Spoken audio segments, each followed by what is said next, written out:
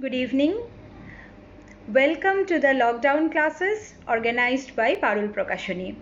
I am Priyota Nandi and today I shall discuss the romantic poem The Poetry of Art for class 12. প্রথমেই clearly বলি, what does the poet mean by the term or by the title The Poetry of Art? এবার till date এখনো পর্যন্ত আমরা জানি যে সৌরজগতের যে একটি মাত্র গ্রহে প্রাণের স্পন্দন আছে সেটি কিন্তু আমাদের পৃথিবী এবং পৃথিবীতে প্রাণ থাকার সবথেকে বড় প্রকাশ হলো প্রকৃতি বা নেচার। কেমন এবার এখানে এই পৃথিবীতে কি হয়, এখানে পাহাড়ের গা দিয়ে ঝর্ণা নেমে আসে, বনে বনে মর্মর ধ্বনি ওঠে, বা ধরো মেঘ ডাকে, মানব সভ্যতার শব্দ শোনা যায়, পশুরা ডাকে, পাখিরা গান গায় ইত্যাদি শব্দ কিন্তু সারাক্ষণ পৃথিবীতে প্রকৃতির বুকে হয়ে চলেছে। কেমন অর্থাৎ সব সময়তেই প্রকৃতির কিছু নিজস্ব স্বাভাবিক ছন্দময় সুর আছে, একটা ন্যাচারাল কন্টিনিউয়াস মিউজিক সবসময়ই পৃথিবীর বুকে কিন্তু বিদ্যমান এবং কখনোই একটা মৃত্যুর মতো একটা death like silence, absolute silence কখনোই পৃথিবীকে গ্রাস করে না। কেমন কোনো না কোনো শব্দ, কোনো না কোনো সাউন্ড, কোনো টিউন কিন্তু বাজতে থাকে। ঠিক আছে, তো এই যে সবসময় পৃথিবীর বুকে বিভিন্ন রকমের শব্দ, বিভিন্ন সুর বেজে চলেছে, তাকেই আজকের আমাদের পাঠ্য যে কবি জন কেটস, তিনি এক কথায় the music of the earth or the poetry of the আর্থ তিনি বলছেন। তিনি বলছেন যে এই যে ন্যাচারাল ওয়ার্ল্ডলি সাউন্ডগুলো সেটা কিন্তু একটা মেলিফ্লুয়াসনেস বা একটা সুমধুর, একটা হারমোনিয়াস একটা ছন্দের সৃষ্টি করে। সেই জন্যে এটা শুধুমাত্র যে কোয়ার্স মিউজিক তা নয়, this is the poetry of the earth. অর্থাৎ তোমাদের যদি এক কথায় জিজ্ঞেস করা হয় যে what does the poet John Keats mean by the term the poetry of the earth, তোমরা এইরকম কিছু একটা বলতে পারো, the music of the earth or the poetry of the earth is nothing but the symphony of all the natural worldly sounds. Symphony মানে একসঙ্গে মিলে যে সুরটা, সুন্দর সুরটা তৈরি হচ্ছে, is the symphony of all the natural worldly sounds created by every living as well as non-living things and elements of the earth, testifying the vibrancy of the planet itself. এটাই কিন্তু আমাদের পৃথিবীর এই যে মিউজিক অফ দ্য আর্থ, এটাই কিন্তু পৃথিবীর যে ভাইব্রেন্সি, যে প্রাণবন্ততা তার প্রমাণ দেয়। ঠিক আছে, তাহলে কবিতাটার the poetry of the earth কবিতার টাইটেলটা সম্বন্ধে আমাদের একটা মোটামুটি স্বচ্ছ ধারণা হলো যে জন কিটস কি বলতে চাইছেন তার টাইটেলের মধ্যে দিয়ে। এবার এই টাইটেল প্রসঙ্গে বলি যে আজকে আমাদের পাঠ্য যে কবিতাটা তোমাদের ক্লাস 12-এর বই টেক্সট বুক মাইন্ডস্কেপে যাকে দ্য পোয়েট্রি অফ দ্য আর্থ বলা হচ্ছে, তার অল্টারনেটিভ টাইটেল বা আরেকটি টাইটেল হচ্ছে on the grasshopper and cricket. On the grasshopper and cricket. বেশ, এবারে আমি তোমাদের কবিতাটার যে সাবজেক্ট ম্যাটার, বিষয়বস্তু, সেই সম্বন্ধে একটু বলি। আমরা the poetry of the earth কবিতা পড়তে গিয়ে দেখব কবি বলছেন যে এই যে মিউজিক অফ দ্য আর্থ সেটা কিন্তু কন্টিনিউয়াস, সেটা কখনো ছেদ পড়ে না সেটাতে, সেটা সবসময় চলতে থাকে। The music of the earth is continuous. Nature পরিবারের কোনো না কোনো সদস্য, কোনো না কোনো মেম্বার, ছোট বড়, সবসময়ই এই poetry or the music of the আর্থকে কন্টিনিউ করে রাখে, তাকে ক্যারি অন করে সারা বছর ধরে, অর্থাৎ all round the year, through all seasons, সমস্ত ঋতুতে এই যে ন্যাচারাল সিম্ফনি এটা কন্টিনিউ করতে থাকে, চলতে থাকে। এবং যখন পৃথিবীর বুকে ঋতুরা, বিভিন্ন ঋতু তাদের এক্সট্রিম ফেস দেখাতে থাকে, অর্থাৎ কোনো এক্সট্রিম সামার, এক্সট্রিম উইন্টার বা হেভিলি রেনি ডে, টোরেন্সিয়াল রেন হচ্ছে যে সময়, এরকম যে এক্সট্রিম সিচুয়েশনগুলো ওয়েদারে তৈরি হয়, সেই সময়তেও কিন্তু পৃথিবীর সম্পূর্ণ মিউজিক অফ দ্য আর্ট স্তব্ধ হয়ে যায় না।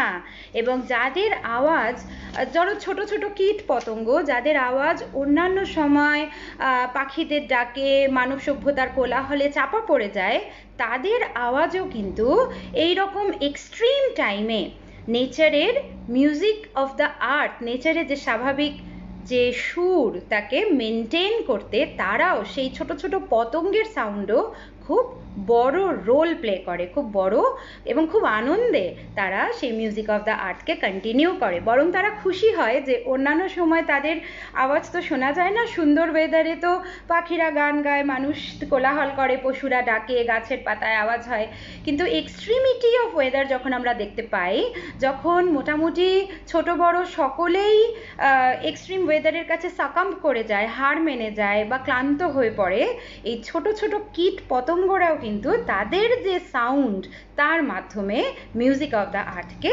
কন্টিনিউ করে। কেমন? এবং এই কবিতায় আমরা দুটো পতঙ্গকে দেখব। তারা কারা? The grasshopper and the cricket. একটি ফড়িং গ্রাস হপার এবং ঝিঝি পোকা ক্রিকেট, এরা দুজনে কি করছে আমরা দেখব যে ওয়েদারের এক্সট্রিম কন্ডিশনেও এরা মিউজিক অফ দ্য আর্টকে সিজ হতে দিচ্ছে না। সিজ হয়ে যাওয়া মানে একদম স্টপ করে যাওয়া, বন্ধ হয়ে যাওয়া। অতএব এই grasshopper and the cricket in the very extremes of weather they are continuing the poetry of earth. This is the theme of the poem we are going to read today. এবারে কবি John Keats এবং কবিতার বিষয়বস্তু বা theme প্রসঙ্গে বলতে গিয়ে তোমাদের কয়েকটা কথা একটু বলি, যেটা তোমরা up on the Westminster bridge পড়ার সময় উইলিয়াম ওয়ার্ডসওয়ার্থ পড়তে গিয়ে একটুখানি জেনেছিলে। সেটা হচ্ছে জন কিটস ছিলেন একজন ইংলিশ রোম্যান্টিক পোয়েট, ইংল্যান্ডের একজন romantic poet.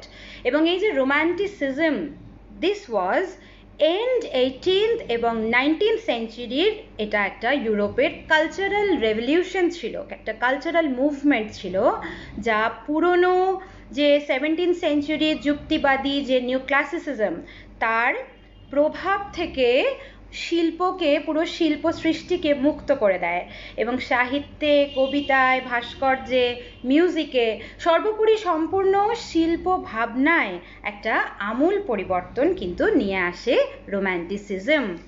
Romantic poetry nature বা আমাদের চারপাশে যে সারাউন্ডিং এনভায়রনমেন্ট, আমাদের যে পরিবেশ, যে প্রকৃতি, তাকেই রোম্যান্টিসিজম বা রোম্যান্টিক পোয়েট্রি কবিতার ইন্সপিরেশন অ্যান্ড সাবজেক্ট দুটোই বানিয়ে তোলে। কেমন? তাহলে লেট রোম্যান্টিক জন কিটসের কবিতাতেও আমরা নেচারের যে সেনসুয়াস, যে বিউটিফুল একটা প্রেজেন্স আমাদের চারপাশে আছে তারই প্রকাশ পাবো। এবং জন কিটস কিন্তু পৃথিবীর অন্যতম সেরা কবি, প্রিয় কবি। কেমন? ইয়াং জেনারেশনের almost one word favourite poet হচ্ছেন জন কিটস। তোমরাও পড়তে পারো অবশ্যই। তো এবং তার নেচারের বর্ণনায় আমরা একটা অসাধারণ বিষয় পাই, সেটা হচ্ছে অ্যাপ্লিকেশন অফ ভিভিড ইমেজারি। কেমন? দেখবে তার ব্যবহৃত যে ইমেজারি, তাই সেটা তার ভিভিডনেসের জন্যে এবং তার সেনসুয়াস যে একটা অ্যাপিল তার জন্যে সেটা পড়তে এত আমাদের প্রিয়। কেমন? এত সুন্দরভাবে অর্থবহ এবং অবশ্যই খুব খুব মেলিফ্লুয়াস এবং বিউটিফুল। ঠিক আছে? এই হলো জন কিটসের কথা। এবারে আমরা the poetry of the earth বা অ্যাকচুয়ালি যে কবিতার নাম on the grasshopper and cricket, John কিটসের এই সনেটটা পড়ব। কি বললাম আমি? সনেটটা। তাহলে একটুখানি ফরম্যাট বলে দিই, সেটা হচ্ছে জন কিটসের এই the poetry of the earth is a sonnet and obviously is a Petrarchan or Italian sonnet. কেমন? তোমরা অলরেডি গতদিন শেক্সপিরিয়ান সনেট পড়েছো, সনেট 18 পড়েছো। অতএব এলিজাবেথেন বা শেক্সপিরিয়ান সনেটের সাথে ইটালিয়ান সনেটের কি তফাৎ ইত্যাদি করা আলোচনা তোমরা শুনেছো। আমি তবু একটু বলে দিই যে পেট্রার্কান সনেট বা ইতালিয়ান সনেট হচ্ছে সনেটই 14 লাইনের কবিতা, যেখানে আমরা স্টানজা ডিভিশনটা এভাবে পাই, প্রথমে একটা অক্টেভ এবং তারপরে একটা সেস্টেট। অক্টেভ হচ্ছে 8 লাইন স্টানজা, সেস্টেট হচ্ছে 6 লাইন স্টানজা। তাহলে 8 আর 6 14 হয়ে গেল। তাহলে দিস ইজ যেখানে আমরা এরকম স্টানজা ডিভিশন পাচ্ছি সেটাই হচ্ছে ইতালিয়ান সনেট। তাহলে the poetry of the earth by format is an Italian sonnet. এবারে আমি কবিতাটা পড়ছি। The Poetry of the Earth, Mindscapes, page number 65. জন কিটসের লেখা কবিতা। 1816 ডিসেম্বর মাসে তিনি লিখেছিলেন। জন কিটস কিন্তু খুব ছোট বয়সে 26 বছর বয়সে অসুস্থ হয়ে মারা যান এবং তার এই কবিতাটি পোস্টিউমাসলি পাবলিশড হয়েছিল। পোস্টিউমাসলি তোমরা জানো তার মৃত্যুর পরে পাবলিশড হয়েছিল 1884-এ, বেশ কিছুদিন পরে 1884-এ পাবলিশড হয়েছিল এবং যে কালেকশন অফ পোয়েমে এই পোয়েট্রিটা অকার করে সেটা হচ্ছে the poetical works of John Keats. The poetical works of John Keats. আমি পড়ছি the poetry of earth. The poetry of earth is never dead. প্রথমেই একটা declaration, the poetry of earth is never dead. এই the poetry of earth বলতে কবি কি বোঝাচ্ছেন সেটা অলরেডি আমরা আলোচনা করেছি, যে পৃথিবীর প্রকৃতির যে সমস্ত শব্দ একসঙ্গে হয়ে একটা স্বাভাবিক প্রাকৃতিক শব্দবন্ধের সৃষ্টি করে, একটা সুন্দর একটা সাউন্ডের পরিবেশ তৈরি করে, that is the poetry of the earth. The natural music of the earth created by all the living and non-living things and elements and animals on the planet. ঠিক আছে? তো সেই music of the earth is never dead, সেটা কিন্তু কখনোই মৃত নয়, অর্থাৎ কখনোই এই মিউজিক অফ দ্য আর্থ থেমে যায় না, কখনোই সে সিজ করে না। Line number 2, when all the birds are faint with the hot sun. কেমন? যখন when all the birds, সমস্ত পাখিরা are faint with the hot sun. সান এখানে প্রখর রৌদ্র, কেমন? তো সেই প্রচণ্ড হট সানে, প্রচুর রৌদ্রে যখন পাখিরা ফেন্ট হয়ে যায়, ফেন্ট হয়ে যাওয়ার অর্থ সেন্সলেস হয়ে যাওয়া, পাখিরা তো আর সেন্সলেস হয় না, তাহলে এক্ষেত্রে ফেন্ট অর্থাৎ হচ্ছে গিডি হয়ে যাওয়া, ডিজি ফিল করা, উইক হয়ে যাওয়া, ক্লান্ত হয়ে যাওয়া, টায়ার্ড হয়ে যাওয়া, দ্যাট ইজ ফেন্ট। কেমন? তো when all the birds are faint with the hot sun, যখন সমস্ত পাখিরা প্রচণ্ড রৌদ্রে ক্লান্ত হয়ে যায়। Line number 3, and hide in cooling trees. এবং কুলিং ঠান্ডা হচ্ছে যেখানে, ট্রিজ গাছ, অতএব গাছ ঠান্ডা গাছের মধ্যে তারা হাইড করে যায়। তারা হাইড করা মানে লুকিয়ে পড়া, তারা লুকিয়ে পড়ে। A voice will run. সেই সময়ে একটা কণ্ঠস্বর, পাখিরা ক্লান্ত হয়ে গিয়েছে, বোঝাই যাচ্ছে পৃথিবীর বাকি বড় বড় যারা সাউন্ড ক্রিয়েটার তারাও ক্লান্ত হয়ে গিয়েছে, তারাও প্রচণ্ড গরমে তারা যে যার গৃহে আশ্রয় নিয়েছে বা যে যার আশ্রয়ে চলে গিয়েছে, চুপচাপ আছে, শেল্টার নিয়েছে। কিন্তু সেই প্রখর স্কর্চিং সালট্রি সামার আফটারনুনেও আ ভয়েস উইল রান, একটা কণ্ঠস্বর কিন্তু শোনা যায়। কার কোথা থেকে শোনা যায়? দেখো, from hedge to hedge about the new moon mead. কেমন? From hedge to hedge about the new moon mead. আমি মিড থেকে শুরু করি। মিড শব্দের অর্থ, mead is a poetic use, mead শব্দের অর্থ হচ্ছে বেসিক্যালি মিডো। মিডো মানে ঘাসে ঢাকা জমি। এগুলো তোমরা সব দ্য প্রপোজালের সাথে রিলেট করতে পারবে, যে ড্রামাটা আছে তোমাদের। তো নিউ মুন, মো করা মানে কি? মো করা মানে একটা সাইদের সাহায্যে শস্য কেটে ফেলা, এক্ষেত্রে গ্রাস কেটে ফেলা। বড় বড় ঘাসে ঢাকা যে ঘাস জমি, সেখান থেকে ঘাস কেটে নিয়ে তাকে কি করা হয় না, তাকে লাইফ স্টকের ফুড হিসেবে, অর্থাৎ ফডার বা ফোরেজ বা হে হিসেবে তাকে ব্যবহার করা হয়। কেমন? অর্থাৎ সেই বড় ঘাস কেটে নিয়ে তাকে শুকিয়ে তাকে লাইফ স্টকের, অর্থাৎ যে সমস্ত খামারের পশুরা আছে তাদের খাদ্য হিসেবে ব্যবহার করা হয়। তো সেই কারণে মোয়িং করা হয়েছে, ঘাস কেটে নেওয়া হয়েছে সেই মিডো থেকে বা ঘাসে ঢাকা জমি থেকে। তো সেই নিউ মুন মিড, নতুন জাস্ট রিসেন্টলি কেটে নেওয়া ঘাসের অংশবিশেষ পড়ে আছে, সেই নিউ মুন মিডের হেজ টু হেজ। হেজ হচ্ছে সাধারণত ফেন্স অর বাউন্ডারি, যেটাকে কি করা হয়, বুশ দিয়ে তৈরি করা হয়, গ্রোয়িং বুশ, অর্থাৎ ঝোপ জাতীয় এক ধরনের গাছপালা দিয়ে একটা বাউন্ডারির মতো তৈরি করে দেওয়া হয়। কেমন? তাকে বলা হয় হেজ। তাহলে ওই মিডোর এক পাশ থেকে অন্য পাশ পর্যন্ত বাউন্ডারি করা আছে হেজ দিয়ে, এবং সেই হেজের এক প্রান্ত থেকে আরেক প্রান্ত পর্যন্ত আ ভয়েস উইল রান, কেমন একটা কণ্ঠস্বর ছুটে বেড়াচ্ছে, যেন একটা কণ্ঠস্বরের দৌরাত্ম্য চলছে। কার সেই কণ্ঠস্বর? আমি একটু আগে থেকে পড়ি। A voice will run from hedge to hedge about the new moon mead, that is the grasshopper. কার কণ্ঠস্বর সেটা? গ্রাস হপারের কণ্ঠস্বর, অর্থাৎ ফড়িংয়ের ডাক।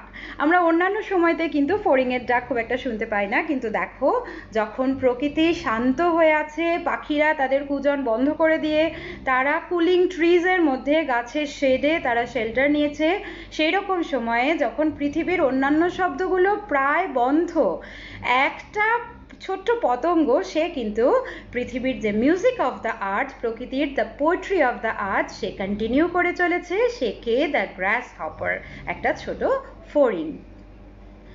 He takes the lead, say lead দিচ্ছে, অর্থাৎ সে যেন বেশ লিডারে পরিণত হয়েছে। কিসে? দ্য মিউজিক অফ দ্য আর্থ। কেমন? সে প্রকৃতির এই সুন্দর শব্দ সৃষ্টিতে সে এখন লিডার, যেহেতু অন্যান্যরা থেমে গিয়েছে। হি টেক্স দ্য লিড, সে একটা অ্যাডভান্স পজিশনে আছে। ইন সামার লাক্সারি, সামার যেটা কিন্তু খুব টায়ারিং, ওয়ারিং অন্যান্য পাখিদের জন্যে, কিন্তু গ্রাস হপারের কাছে, তার কাছে সামারটা কিন্তু লাক্সারি, আরামের সময়, আনন্দের সময়, কেমন বেশ বেনিফিশিয়াল টাইম। কেন? কারণ এই সময়তেই সে প্রাণ ভরে গান গায় এবং তার গান শোনা যায়। পৃথিবীর অন্যান্যরা ঘরে বসে নিজেদের শেল্টারে বসে তারা এই গ্রাস হপারের গান শুনতে পায়। তাহলে he takes the lead in summer luxury. Who text the lead? The grass hopper. He has never done with his delights, সে কিন্তু কখনো তার ডিলাইটে সারফিটেড হয় না। কেমন? সে তার ডিলাইট চলতে থাকে। ডিলাইট কি? মেরি মেকিং, আনন্দ করা, ব্লিস, তার যে আনন্দ, তার যে এক্সটাসি, তার যে প্রাণবন্ততা, সেটা কিন্তু সে কখনোই ডান উইথ হয় না, সে সেটা নিয়ে কন্টিনিউ করতে থাকে। For when tired out with fun, এবং সে যখন আনন্দ করে করে পরিশ্রান্ত হয়ে যায়, আনন্দে ফুল হয়ে যায়, তার যে ক্যাপাসিটি সেটা ফুল হয়ে যায়। when he is tired out with fun, he rests at ease beneath some pleasant weed, say is করে, আরাম করে রেস্ট নিয়ে নেয় কোথায়? beneath some pleasant weed। Pleasant কি? খুব মনোরম, আরামদায়ক। উইড কি? আগাছা। কেমন? অর্থাৎ ওই নিউমন মিডে অনেক উইড আছে ধারে ধারে হেজে, তো সেই আগাছার মধ্যে সে কিছুক্ষণ রেস্ট নিয়ে নেয় এবং সেখান থেকে সে সেই শেল্টার থেকেও সে কিন্তু তার মিউজিক, তার সং কন্টিনিউ করে।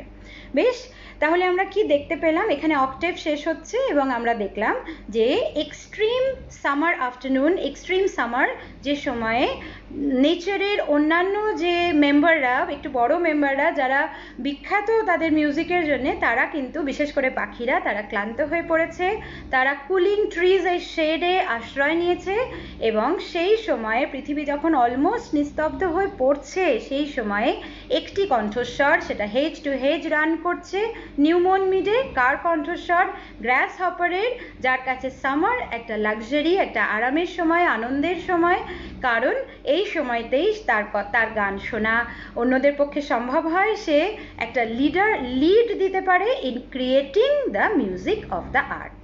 ঠিক আছে, এবারে আমি এই প্রসঙ্গে একটুখানি বলে রাখি, আমরা একটা ফ্রেজ পড়েছি লাইন নাম্বার 3-তে, কুলিং ট্রিজ। কেমন? তো কুলিং ট্রিজ মানে বোঝাই যাচ্ছে যে the cooling shade of the trees. ঠিক আছে, একটু ট্রান্সফার্ড এপিথেট বলাও যেতে পারে। এবারে আমি সেস্টেড পার্টে চলে আসব। এতক্ষণ অক্টেভে আমরা সামারকে দেখলাম, এবার আমরা রাউন্ড দ্য ইয়ার এসে দেখব উইন্টারকে। এবং উইন্টারে ডে টাইমটা মনোরম হতেও পারে, কিন্তু ইংল্যান্ডে বসে উইন্টার টাইম, উইন্টার ইভিনিংটা কিন্তু বেশ হার্শ, বেশ এক্সট্রিম। সেই উইন্টার ইভিনিংয়ে আমরা চলে আসছি in the sestet. On a long winter evening, একটা প্রলংড, বেশ সময় সাপেক্ষ, সহজে কাটে না, সেই রকম একটা শীতের সন্ধ্যায়, অন আ লং উইন্টার ইভিনিং when the frost has wrought a silence, কেমন রট করা মানে বেশ পিটিয়ে তৈরি করে নেওয়া, অর্থাৎ এখানে একটা শেপ করে নেওয়া বলা যেতে পারে। তো ফ্রস্টটা তুষার, তুষার কি করেছে, শীত কি আনে, শীতের সন্ধ্যা মানে ইংল্যান্ড, বরফে চারিদিক ঢাকা, প্রচণ্ড ঠান্ডা, এক্সট্রিম কোল্ড টেম্পারেচার, সেরকম একটা সময়ে ফ্রস্ট তুষার কি করেছে, হ্যাজ রট আ সাইলেন্স, একটা নৈশব্দ বুনে দিয়েছে চারিদিকে, একটা নৈশব্দের পরিবেশ তৈরি করেছে চারিদিক, সাইলেন্ট, কেমন loan winter evening, loan is again poetic use, loan is lonely, solitary বা বলা যেতে পারে ডেজোলেট, যে সময় মানুষজন ঘরে বসে আছে, কেউ পথে নেই, চারিদিকে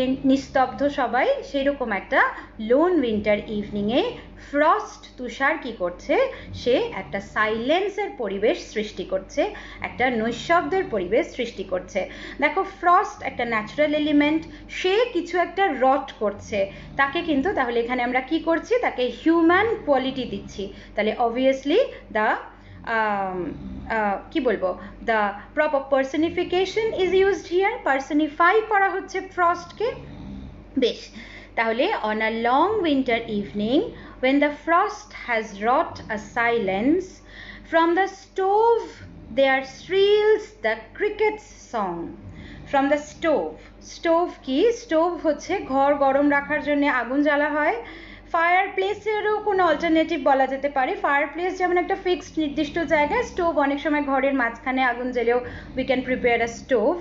তো সেই স্টোভের কাছ থেকে, from near the stove, from the stove বলতে আমাদের বুঝে নিতে হবে যে বাই দ্য স্টোভ বা ফ্রম নিয়ার দ্য স্টোভ, স্টোভের খুব কাছাকাছি থেকে, যেখানে বেশ একটা উষ্ণ পরিবেশ, উষ্ণতার ছোঁয়া আছে, সেই রকম জায়গা থেকে, from the stove there শ্রিলস, shrill করা মানে বেশ হাই পিচড একটা পিয়ার্সিং সাউন্ড করা, একটা খুব জোরালো চিৎকারের মতো করে আওয়াজ করা, কে বসে বসে চিৎকার করছে, দ্য ক্রিকেট সং, শোনা যাচ্ছে শ্রীলভাবে, খুব শার্পলি শোনা যাচ্ছে দ্য ক্রিকেট সং, ঝিঝি পোকার ডাক, কেমন ইন ওয়ার্মথ ইনক্রিজিং এভার, এবং কন্টিনিউয়াসলি এই ঝিঝি পোকার ডাকটা ওয়ার্মথে ইনক্রিজ করছে, অর্থাৎ তার উষ্ণতা, গানটার যে ডাকের বা গানের যে উষ্ণতা, সেটা কিন্তু ক্রমশ বাড়ছে, অর্থাৎ আরও এনার্জেটিক হয়ে, আরও প্যাশনেট হয়ে, আরও মন খুলে, আরও আনন্দে এই ঝিঝি পোকাটা গান গেয়ে চলেছে। তাহলে দেখো আগেন ইন উইন্টার ওয়েন মানে almost all the elements of nature are silent, almost all the every member of nature are almost they have succumbed to the chill of winter, যারা শীতে কাবু হয়ে গিয়েছেন তারা প্রত্যেকে কিন্তু চুপ করে গেছে, সেই সময়তেও একটা ক্ষুদ্র পতঙ্গ, একটা ক্রিকেট, সে কিন্তু poetry of the earth or the music of the আর্থকে সিজ করে যেতে দেয়নি। পোয়েট যে আবার রিপিট করে আমাদের বললেন সে স্টেটের শুরুতে যে the poetry of the earth is seizing never, কখনোই পোয়েট্রি অফ দ্য আর্থ থামে না, সেইটা কন্টিনিউ কে করছে উইন্টারে, দ্য ক্রিকেট, কেমন, তো the cricket song in warmth increasing ever, last two lines, and seems to one in drowsiness half lost, and seems to one someone, কোনো একজনের seem to করে মানে মনে হয়, কোনো একজনের মনে হয় সেই কোনো একজন কি করছে, in drowsiness half lost, কোনো একজন ড্রাউজিনেসে অর্থাৎ তন্দ্রায়, স্লিপিনেসে সে হাফ লস্ট হয়ে গেছে, সে আনমাইন্ডফুল হয়ে গেছে, কেমন সে অন্যমনস্ক হয়ে গেছে। তো and seems to someone in যে মোটামুটি একটা ঝিমুনি ভাব যার মধ্যে এসছে এবং যার যে নিজের পরিবেশ থেকে অ্যালুফ হয়ে গেছে, সেরকম একজনের কাছে মনে হয় এই ক্রিকেটের সংটা শোনার পরে তার মনে পড়ে the grasshoppers among the grassy hills, কেমন গ্রাস হপারের গান মনে পড়ে, অর্থাৎ সামারের কথা তার মনে পড়ে, যে গ্রাস হপার গ্রাসি হিলস বা ঘাসে ঢাকা পাহাড়ের মধ্যে বসে গান গাইছিল সামারে, অর্থাৎ একটা সাইকেল কমপ্লিট হয় যে summer to winter and again reminiscing summer, আবার গ্রীষ্মের কথা মনে পড়ছে। অর্থাৎ একটা শীতের দেশ ইংল্যান্ড, সেখানে অবশ্যই summer is the best season, খুব মনোরম একটা সময়। তো মানুষ সে যখন শীতে কষ্ট পাচ্ছে, তার কানের পাশে স্টোভ থেকে যখন ঝিঝি পোকাটা শ্রিল চিৎকার করছে, সেই মানুষটা যে ড্রাউজিনেসে হাফ লস্ট, তার কিন্তু সামারে সেই গুড টাইমসের কথা মনে পড়ছে। অতএব the poem opens with a mood of celebration, অবশ্যই একটা সেলিব্রেশন নিয়ে ওপেন করে। এবং কি সেলিব্রেট করছে পোয়েমটা? The poem is celebrating the extremities of nature, all phases of nature. কেমন যে যেরকম সময়ই আসুক, the poetry of the art is continuous. কেমন the immortality of nature is being celebrated. সেজন্য পোয়েট সেস্টেট এবং অক্টেভ দুটো শুরুতেই ডিক্লেয়ার করছেন যে the poetry of the art is never dead. তাহলে আমরা এই সুন্দর সনেটটাতে কি দেখলাম? দেখলাম that the poet is welcoming and celebrating every phase of the year, বছরের সমস্ত রকম ওয়েদার কন্ডিশনকে তিনি ওয়েলকাম করছেন এবং সেলিব্রেট করছেন। Every season along with their extremities, তাদের এক্সট্রিমিটিসগুলোকেও তিনি ওয়েলকাম করছেন। The poet is also showing how the poetry or the music of the art carries on, কিভাবে music of the art carry on করে, and never stops, কখনোই থামে না, even in extreme weather conditions. কেমন যখন extreme weather condition হয়, তখনও কিন্তু poetry of the art non stop চলতে থাকে। কেউ না কেউ, be it a grasshopper, be it a cricket, সে কিন্তু সেটাকে কন্টিনিউ করে। আমরা এবার একটুখানি ডিপার মিনিংয়ে চলে যাই। সেটা হচ্ছে এই কবিতায় আমি যদি সিম্বলের কথা বলি, তাহলে এক্সট্রিম সামারের যে ওয়েদার কন্ডিশন বা এক্সট্রিম ওয়েদারে উইন্টারের যে ওয়েদার কন্ডিশন, সেগুলোকে আমি বলতে পারি the very symbolic presentation of tough time, কেমন কঠিন সময়ের একটা প্রেজেন্টেশন। এবং এই যে ছোট্ট গ্রাস হপার, ছোট্ট cricket, they in this respect obviously symbolise hope. তারা কিন্তু আশা বা হোপকে সিম্বলাইজ করে, তারা টেনাসিটিকে সিম্বলাইজ করে যে what ever the situation is, কোনোভাবেই আমরা আমাদের যে স্বাভাবিক জীবনের ছন্দ, সেখান থেকে সরে যাব না, no matter how much extreme we have to face. যত কঠিন পরিস্থিতিই আসুক না কেন, যে টেনাসিটি এই গ্রাস হপার বা ক্রিকেট দেখাচ্ছে, যখন অন্যেরা হেরে গিয়েছে, তারা কিন্তু তাদের টেনাসিটি বা তাদের যে পারসিভিয়ারেন্স, তাদের যে হোপ, তাদের যে একটা চেষ্টা, সেটা কিন্তু তারা একদমই ছেড়ে দেয়নি এবং তারা মেরি মেকিং থেকে কখনো সরে আসেনি, অর্থাৎ তাদের চেষ্টাটা আনন্দপূর্ণ। তাহলে obviously the grasshopper and the cricket, they symbolise hope, tenacity, beauty, immortality, obviously of nature. এই ছিল আমাদের মোটামুটি আজকের পড়া। তোমাদের খুব ডিপার মিনিংয়ে আসতে হবে না, কিন্তু ব্রড কোয়েশ্চেন্সগুলো লেখার সময় অবশ্যই একটু কগনিটিভ যে তোমাদের কোয়ালিটি, সেটা দেখাতে হবে। কতটা বুঝেছো, কতটা ভালো লেগেছে, সেটা তোমাদের বোঝাতে হবে। কোয়েশ্চেন আনসার নিয়ে আমি পোস্ট করে দেব, তোমরা জানোই। আজকে এই পর্যন্তই, তোমরা ভালো থেকো, থ্যাংক ইউ।